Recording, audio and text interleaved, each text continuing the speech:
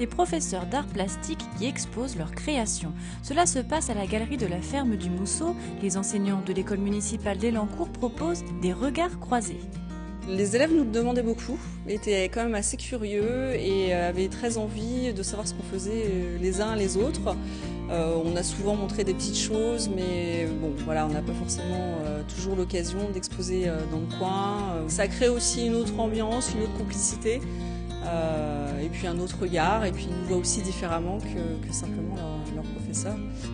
Marita Clanty est peintre, elle enseigne aux adultes et aux ados en dessin et peinture.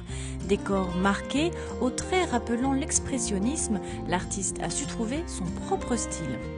Muriel Chenet, elle, s'impose en maître verrier. À l'école, elle enseigne le dessin et l'art plastique aux enfants. Dans la galerie, elle expose des pâtes de verre.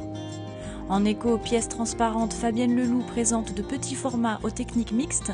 La directrice de l'école dévoile au public ses dernières séries, encore inédites. C'est très délicat, c'est quelque chose qu'il faut regarder de très près, parce qu'on est dans la finesse du trait, on a la finesse du dessin, de la matière, donc c'est des œuvres qu'il faut voir de près. Moi je travaille plutôt sur la technique mixte, c'est-à-dire des mélanges de techniques, de la pierre noire, du faisin, du crayon. Il y a aussi de la gravure, il y a des monotypes.